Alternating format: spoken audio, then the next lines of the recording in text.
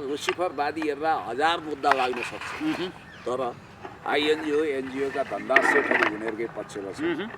अनि बारबारा फाउन्डेसनको दलाली गर्ने उनीहरू नि, समता फाउन्डेसनको हन्डीवाला उनीहरू नि, अनि यो जुन चाइल्ड लेबर सम्बन्धी केस गर्ने संस्था छ त्यो र यिनीहरूको माइबाप पनि एउटै हो। त्यसकारणले हर्क साम्पाङज्यू जस्तो देशभक्तलाई कहाँबाट घेराबन्दी गर्न सकिन्छ, कहाँबाट दुष्प्रचार गर्न सकिन्छ उहाँको उम्मेदवारी खारेज गर्ने, त्यो त सम्भव नहोला, हुँदैन पनि। नभए पनि म्याक्सिमम बदनाम गर्ने, कानुनी उल्झनमा पार्ने, लफडा मचाइदिने, मानसिक रूपमा टेन्सन गराउने यिनीहरूको ध्येय हो।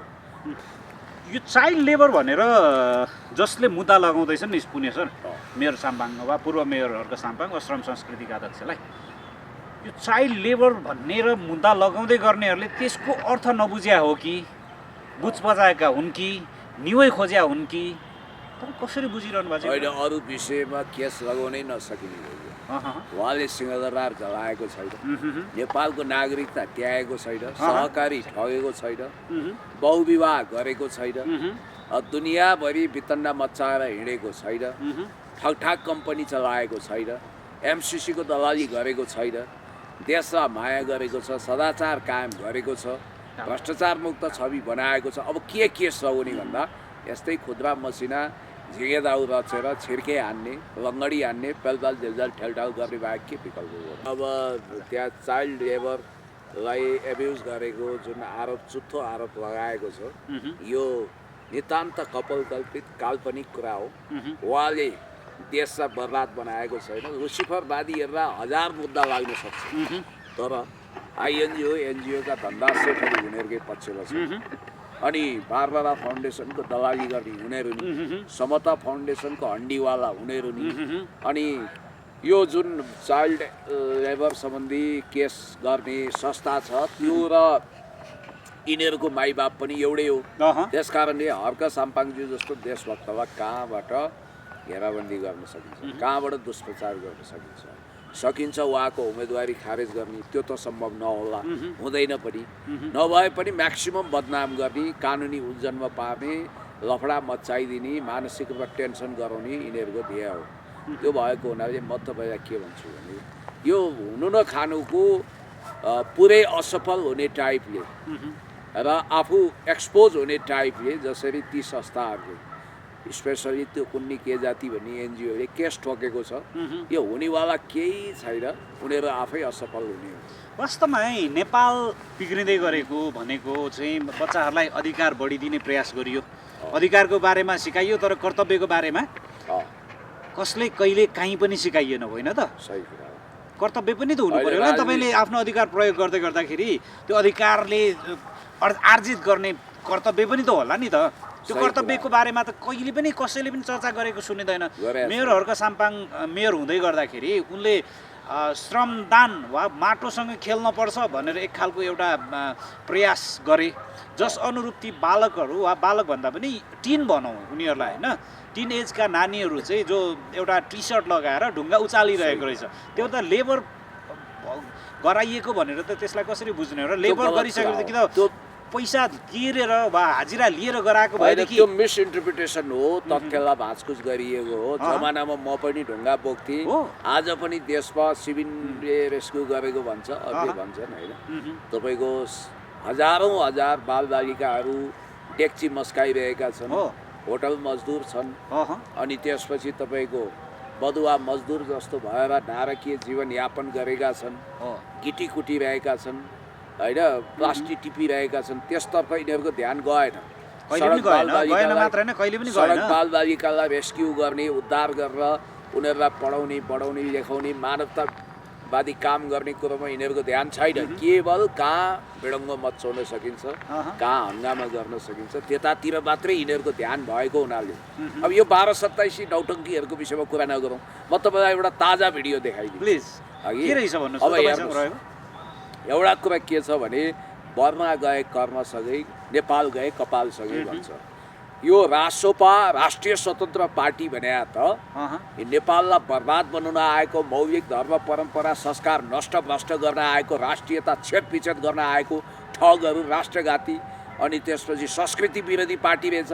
हर्क साम्पाङज्यू कुनै मानौ कुनै धार्मिक समुदायको कार्यक्रममा गइदिनु हो, अतिथि बन्नुभयो भने लहेर हर्के पास्टर यो क्रिस्चियन भयो भन्छन्। तर जानी जानी नेपालको मौलिक बौद्धिक वैदिक सनातनी धर्म विरुद्ध खडा भएको भवण्डर अभिव्यक्ति दिएको खगेन्द्र सुनार भन्ने उदण्ड मान्छे जो अहिले रासोपाको नेता हुन् त उनी त। म भन्दै उम्मेदवार पनि हो अनि यो सर्टको टी सर्ट वा सर्टको हाफ बटन पनि खुल्ला गरिरहेको हुन्छ होइन। पुरै तपाईँको हेर्दाखेरि मद्रासी फिल्मको डन जस्तो देखिने यो मान्छेले कस्तो उदण्ड अभिव्यक्ति दिएको रहेछ। के भनेछन् एकचोटि हेरौँ त। अहिले सुन्नु न, अब त्यो हेरेपछि हामी कमेन्ट गरौँला होइन। पहिलो त यो रासोपा उम्मेदवार जान्नेलाई छान्ने भने होइन हो।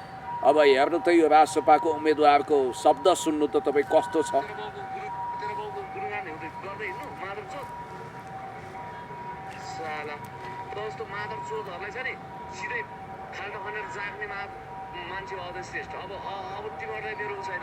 ए उनी त अजय श्रेष्ठको कुरा गर्दैन।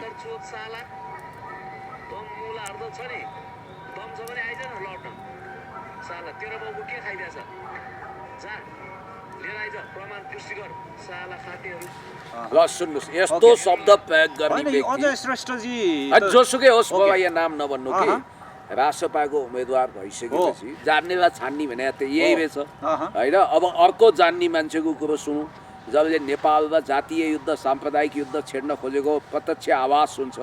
मैले तपाईँलाई भनिहालौँ र यिनको कुरा सुन्नुहोस् तपाईँ। यस्तो उटपट्याङ कुरो तपाईँले मटन खानु पाउनुहुन्छ, त्यसले गाई खान किन नपाउनु? उसले रोक्नुपर्ने कारण के छ? विरोध गर्नुपर्ने कारण के छ? गाई राष्ट्रिय जनावर हो भने गोरुले चाहिँ के अपराध गरेको छ कि गोरु जनावर राष्ट्रिय जनावर हो? हेर उटपट्याङ कुरो। राष्ट्रिय जनावर हो त, राष्ट्रभित्रबाट जनावर त सबै राष्ट्रिय जनावर हो होइन। बाख्रा पनि त राष्ट्रिय जनावर होला त, कुखुरा पनि त राष्ट्रिय पक्षी होला उसमा। भनेपछि यो भाड भैलो लगाउने, नेपालमा साम्प्रदायिक र जातीय सद्भाव भड्काउने यो मान्छेलाई के थाहा छैन भने राष्ट्रिय जनावर भने एउटै हुन्छ, राष्ट्रिय पक्षी पनि एउटै हुन्छ। त्यो राष्ट्रले मानेको। गाईलाई किन राष्ट्रिय जनावर भनियो, यसको पछाडि केही साइन्टिफिक रिजन छ। पहिलो कुरो त गाईले जुन दुध दिन्छ, आमा गुमाएका टुरा बालबच्चाको लागि त्यो अमृत समान हुन्छ, जुन अरू जनावरको दुधबाट प्राप्त गरिँदैन। त्यस्तो पौष्टिक तत्त्व आमा रूपी गाईबाट उसले प्राप्त गर्छ। नम्बर 1, गाईको गौत भनेर जो पिसाब हुन्छ त्यो औषधि तुल्य हुन्छ। त्यसको यो यो यो यो एउटा फरक पाटो रह्यो हैन, गोबर पनि हुन्छ, धार्मिक पाटो रह्यो, आस्थाका कुराहरु रह्यो। अर्काको आस्थामाथि प्रहार गर्न पाइन्छ? होइन, कहाँ तपाईले त्यसरी कुरा काट्न पाउनुहुन्छ?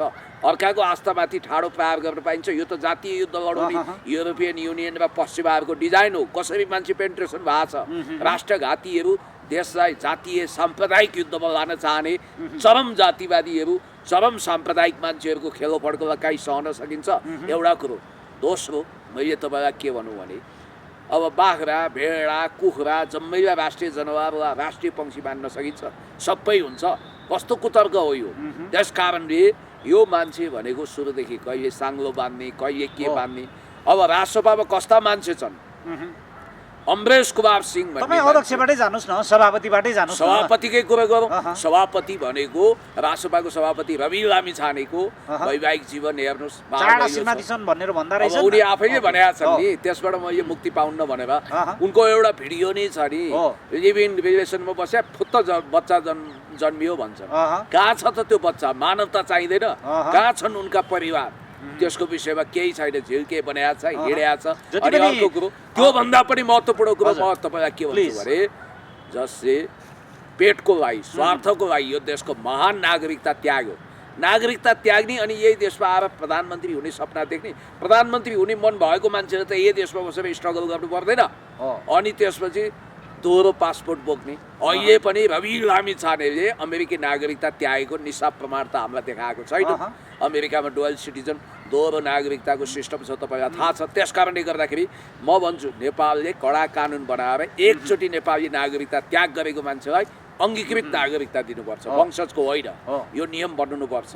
अब महान नागरिकता त्याग गर्ने मान्छे अध्यक्ष, अनि त्यसपछि दोहोरो नागरिकता हुनसक्छ स्वर्णिम वाग्लेको उनको पनि अब उनको श्रीमतीको त विदेशी नागरिकता छ उनको भियतनामी श्रीमती हुन् उनको बच्चा पनि विदेशी हुन् उनीहरूलाई त त्यसको मतलबै छैन नव मुनरोवादी डक्ट्रिन लागू गर्नुपर्छ भन्छन् यी स्वर्णिम वाग्ले ज्याक मुनरोको एउटा कथन थियो उनी भन्थे अमेरिकी डोमिनेसनमा कमसेकम संसार हुनुपर्छ युरोप हुनुपर्छ भन्थे अब उनले नव मुनरोवादी डक्ट्रिन अन्तर्गत चाहिँ मोदीको डोमिनेसनमा south and south east Asia हुनुपर्छ भनेर भनेका छन् अब मुकुल ढकालले भनेकै छन् एमबिसीमा जाँदाखेरि देशै सुम्पिने देशै विघटन गरिदिने अनि त्यसपछि मुकुल ढकालले बोलेका ती अभिव्यक्ति कहीँ न कहीँ सत्य हुन् कि भन्ने मलाई चाहिँ लाग्छ किनभने त्यसको आधिकारिक कहीँ पनि खण्डन गरेनन् उनले कहीँ पनि खण्डन भएको छैन किनभने मुकुल ढकालले त सिधा भनेका मुकुल ढकालको आवाजलाई चाहिँ जहाँको त्यही त्यतिकै निभाउने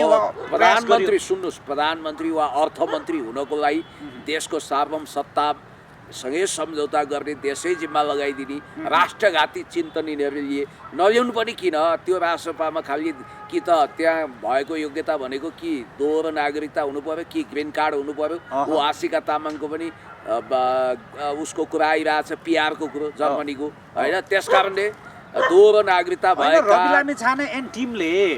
अनि स्वर्णिमकै कुरा टुङ्ग्याइदिउँ न मेरो कुरा सुन्नु न स्वर्णिम वाग्ले भनेको छाती ठोकेर एमसिसी हामीले ल्यायौँ भन्ने होइन त्यस कारणले गर्दाखेरि स्वर्णिम वाग्ले जस्तो खतरनाक मान्छे जसले भविष्यमा डाक्टर बाबुराम भट्टराईलाई राष्ट्रपति बनाएर देशको सिक्किमीकरण गर्ने दुस्वप्न देखेका छन् त्यस्ता मान्छे त्यो पार्टीमा छन् अनि अरू त अरू 6-7 वर्ष अगाडि 8 वर्ष अगाडिसम्म रवि लामिछानेले घाँटीका नसा फुलाएर भोक्रो सुक्ने गरी होइन नाकको डाँडी भाँच्ने मात्रै होइन अब तपाईँको कैलालीमा जुन नरसंहार भयो त्यसपछि कथित थरुहट आन्दोलनका ती मान्छेहरू जो पछि जेल गए तिनीहरूलाई गाली गर्थे फाँसी हुनुपर्छ भन्थे उनी होइन नेपालको कानुन विपरीत अहिले के भनिरहेका छन् मैले त बुझ्दै बुझिनँ ती त क्रान्ति नआएको रहेछन् ल स्वागत छ भनेर पार्टीमा भित्र आएनन् अब यो देश टोक्राउनु पर्छ देश सखाप पार्नुपर्छ भनेर नेपाल आमालाई गाली गर्ने सिके राउत भित्राउन कोसिस गरेछन् रवि लामिछानेले भन्नासाथ इन्डो वेस्टबाट डिप स्टेटबाट परिचालित यिनीहरू सबै हुन् भन्ने कुरो तथ्यहरूले देखाउँदैछ र यिनीहरूले थप मान्छे पनि भित्राउँदैछन् टिकट बेच्ने करोडौँमा टिकट बेच्ने हेर्नुहोस् है अनि मान्छेलाई अब प्री इलेक्सन भनेर प्राइमेरी इलेक्सन भनेर करोड उठाउने चन्दाको धन्दा गर्ने यस्ता खालका मान्छे अब त्यहाँ त योग्यता भने के भने देश चलाउन हिँड्नेहरूले कहिले पनि देश चलाउनु हुँदैन र चलाउन पाउँदैन पनि अब यहाँनिर के छ भने जो फौजदारी केसमा जेल जान योग्य छ जसले अपराध गरेको छ हिंसा गरेको छ जेएनजीको नाउँमा घुसपैठ गरेको छ हुन त कानुन त सजिलो पनि भयो यिनीहरूको हातबाट जुन दिन सत्ता फुत्किन्छ नि राष्ट्रवादीहरूले सरकार गठन गर्छन् नि पुलिसले सबै रेकर्ड राखेको छ र रवि लामिछाने र बालन शाहले गरेको सम्झौताको एउटा 7 बुँदामध्ये एउटा बुँदामा के छ भने जेएनजी आन्दोलनको स्वामित्व लिने भनेको छ यसको मतलब तोडफोड हिंसाको पनि आगजनीको पनि उनीहरूले स्वामित्व लिँदैछन् र यस ढङ्गले समाज विखण्डन गर्ने देशलाई फेल्ड स्टेटमा लाने देशै सखाप पार्ने सिंहदरबार जलाउने अनि त्यसपछि सार्वजनिक सम्पत्ति निजी सम्पत्ति जलाउने दूतावासका भत्तावाल सिआइडीहरू विदेशी एजेन्टहरू दोहोरो नागरिकताधारीहरू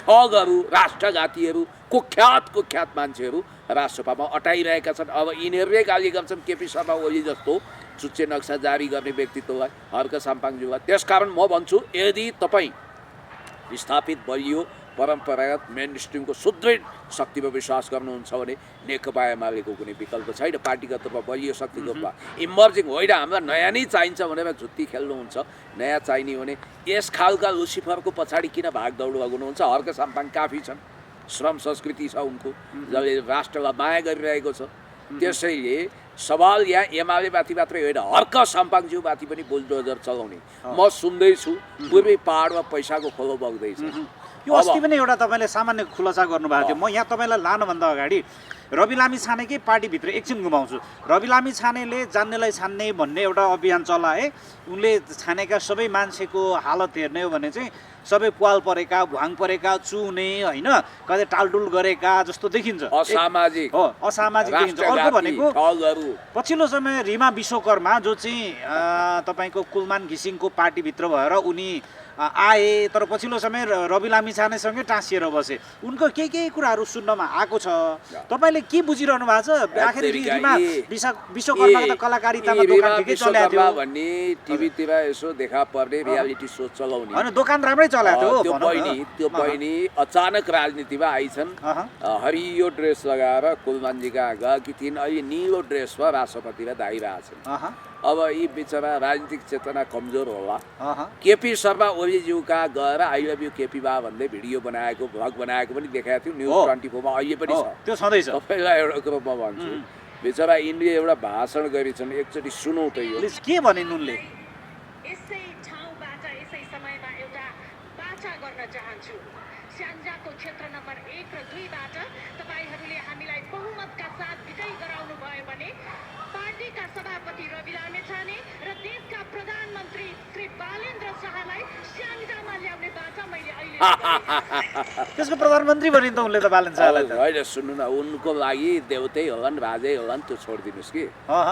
अब मैले त के न कुरा भन्छन्, अलिकति पढेकै होला भने त राजनीतिक चेतना त सुन्ने रहेछ। तपाईँलाई म भन्छु कम सा ठुलो कुरा हो।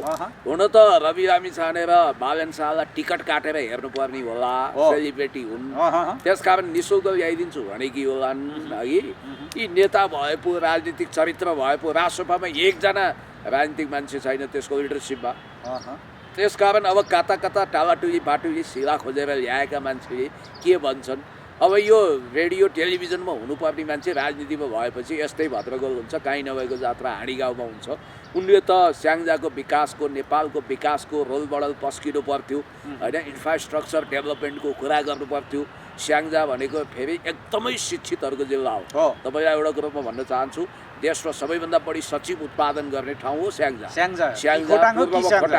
पूर्वमा खोटाङ हो भन्ने बित्तिकै त्यस्तो जिल्ला, त्यति चेतनशील जिल्लामा यिनको अभिव्यक्तिले कति हाँसे होला त्यहाँ मान्छे जग हँसाएकी छिन्। अब यो उनको चाकडी पनि होला होइन, नेतृत्वको चाकडी गरेकी हो। खैर छोडिदिउँ। अब एउटा कुरा चाहिँ पक्का के भयो भने देशलाई अभूतपूर्व सङ्कट छ। मालपानीवालाहरूको माल पड्काएर आज तपाईँले सुदूरपूर्वका उच्च पहाडी भेग र मध्य पहाडी भेगमा चाहिँ केही पैसा बगाइँदैछ भन्ने खालको यो पहिला पनि तपाईँले दिनुभएको अभिव्यक्ति हो होइन? तपाईँसँग केही तथ्य छ त्यसको? अहिले तथ्य त धेरै देखिएका छन्। अरूलाई मासु भाते भनेर एक्सपोज गर्ने आफै उनीहरू पैसाको खोलो बगाउँदैछन्, ब्रेन वास गर्दैछन्। विशेष गरेर हर्क साम्पाङका उम्मेदवारहरूलाई कमजोर बनाउनलाई भन्ने अभिव्यक्ति। हर्क साम्पाङको मात्रै हेर्ने, नेकपा एमालेको पनि तपाईँले दुवैतिर हेर्नुपर्छ रेसिप्रोकल होइन। उनीहरूको टार्गेट अझ एमाले प्रति छ, किनभने एमालेको त विशाल सङ्गठन छ, तपाईँलाई थाहा छ। त्यसकारण लुसिफरवादीहरूको टार्गेट त्यो छ र यिनीहरूले चाहिँ टेलिस्कोप लगाएर हेरिरहेका छन्। खास गरी इन्डो वेस्ट डिप स्टेटले त्यहाँ व्यापक लगानी गर्दैछ। डिप स्टेटको मोहरा त हुने यिनीहरू हो, यिनीहरू ट्रोजन हर्स न हुने, यिनीहरूको पोलिटिकल औकात त छैन कुण्ड पानी मुन्न बुद्धि भने जस्तो। त्यस कारणले गर्दाखेरि डलर युरो भारूमा खरिद गरेर मत खरिद गरेर देशलाई नै अब एक त यो चुनाव भनेको धाँधलीपूर्ण गैर जिम्मेवार तरिकाले हुँदैछ, पेलबाल झेलझाल ठेलठाल गर्दैछन्, सत्ता र शक्तिको पुरापुर दुरुपयोग गर्दैछन्। यो सरकारै रासपाको अहिले चुनाव नलड्ने रासपा मन्त्रीमण्डलमा छन्। सुशीला कार्की स्वयं संरक्षक हुन्। अब भविष्यमा डाक्टर बाबुराम भट्टराईलाई राष्ट्रपति बनाइदिने भनेका छन्। अब अहिले सबै तपाईँको जेन्जी आन्दोलनको नाउँमा उनीहरूको रगतमा खेलवाड गरेर गएका यी सबै मन्त्रीहरू, गैर जेन्जी मन्त्रीहरूको कामै रासपालाई जिताउने हो। त्यस कारणले गर्दाखेरि चारैतिरको सङ्कट हेर्दाखेरि देश विरुद्ध चलखेल हुँदैछ भन्ने कुरा हामीले बुझेका छौँ।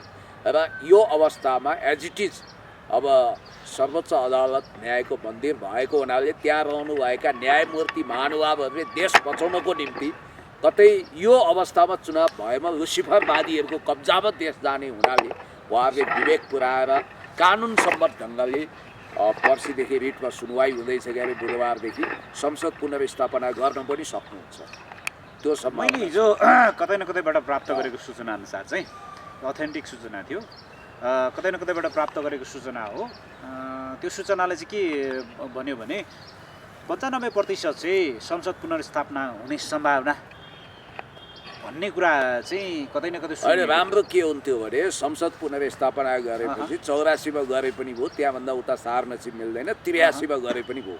सम्भवतः अहिलेको बालवाला प्रधान न्यायाधीश प्रकाश सिंह राउतको नेतृत्वमा राजनीतिक पार्टीका प्रतिनिधिहरू सहितको सरकार बनाउने, अब हर्क साम्पाङज्यूलाई पनि महत्त्वपूर्ण मन्त्रालय दिलाउने र जो जेनजी मोभमेन्टको हिसाबले अब आवश्यक पर्यो भने म जस्तो व्यक्ति पनि कुनै मन्त्रालय होल्ड गरेर जान सक्छु नागरिक सरकारमा, होइन चुनावी सरकारमा हो। त्यसरी जाँदाखेरि अब यो चेन्जी मोभमेन्टको नाममा देशलाई तबाह बनाउने लुसिफरवादीहरूमाथि अहिले जसरी प्रहरीले चार्जसिट तयार गरेको छ त्यो आधारमा यिनीहरूलाई कारबाही गर्ने र शानदार तरिकाले लोकतान्त्रिक ढङ्गले चुनाव सम्पन्न गर्ने र गगन थापाले अहिले कब्जा गरेको जुन काङ्ग्रेस रूपी भाङ्ग्रेस छ त्यसलाई पनि लेजिटिमेसी नदिने र अल्टिमेटली मूलधारको काङ्ग्रेस जसले नियमित महाधिवेशन गर्ने सोचिरहेको छ त्यसलाई नै मान्यता दिने गरी अदालत अगाडि बढ्न सक्छ, बढ्नु पनि पर्छ। त्यसो भयो भने एउटा भयानक ब्ल्याक होलमा जानबाट देश जोगिन्छ। तिल्के मिल्के झिल्के ऐरे गैरे भैरे नथु खैरे यस प्रकारका मानिसहरू जसमा राजनीतिक चिन्तन पनि छैन, संस्कार पनि छैन, देशभक्ति पनि निख्रिएको छ, राजनीति कुन चराको नाम थाहा छैन, भेलुबाजे बरु इनोसेन्ट थिए, भेलुबाजे जति पनि चेतना नभएका अन्टसन्ट बोल्ने, अन्टसन्ट काम गर्ने आपराधिक पृष्ठभूमिका मान्छे संसदमा जानबाट रोकिन्छ। अन्तिम प्रश्न, धरानका 17 नम्बर वडा अध्यक्ष उनले पूर्व वडा अध्यक्ष 17 नम्बरका मनोज भट्टराई जसले भोट माग्दै हिँडिरहेको घर दैलो गरिरहेको भिडियो एउटा भाइरल भएको छ यतिखेर, त्यो तपाईँले त्यो घटनालाई कसरी हेर्नु भन्नुहोस् त? नागरिकमा चेतना आएको भन्नुहुन्छ कि मेनिपुलेसन भन्नुहुन्छ? के छ एकचोटि सम्झाउनु त। उहाँले के भन्नुभयो, म ल तारामा भोट हाल्नुहोस् है भनेर नमस्कार गर्दै गएको, योचोटि त हामी माटोमा भोट हाल्ने पो सोचिरहेछौँ भनेर चाहिँ पुरा त्यो मैले हेरेँ। अब उहाँ तपाईँ अचानक कसरी करोडपति हुनुभयो, हिजो त सामान्य हुनुहुन्थ्यो भनेर पनि उहाँलाई व्याख्या पारेको सुन्यो। होइन, त्यो त्यहाँको मतदाताहरूको चेतना हो। त्यसलाई हर्क साम्पाङले त्यतिसम्म सचेत गराए भन्ने कुरा, जुन प्रकारले पहिला चाहिँ उम्मेदवार भन्ने बित्तिकै जय जयकार गर्ने प्रचलन, नमस्कार गर्ने, हे एउटा चाहिँ देवत्वकरण गर्ने प्रचलनलाई हर्क साम्पाङको प्रभावले प्रश्न गर्नुपर्छ है भन्ने ठाउँसम्म पुर्याएको हो। चुनावमा भोट हाल्ने सचेत मतदाताले जे जवाफ दिनुपर्छ, नलुकाइकन नछिपाइकन आफ्नो प्रभाव र आफ्नो मतदानको कुरालाई उहाँले सार्वजनिक गर्नु, कतिले गोप्य राख्छन्, कतिले सार्वजनिक गर्छन्। त्यो मतदाता चाहिँ हिम्मतिलो हुनुहुँदो रहेछ जसले तपाईँ अस्वीकार्य छ, हाम्रो फैसला भइसक्यो, हामी फलानालाई रोज्छौँ भनिदिनु हो। हजुर, यो प्रभाव देखियो होइन त? देखियो। त्यो त देखिएकै छ। तपाईँ के देखिरहनु भएको छ? अहिले झापा 5 मा बालेन तेस्रो स्थानको लागि सङ्घर्ष गर्दैछ। धन्यवाद यो महत्त्वपूर्ण सम्वादका लागि।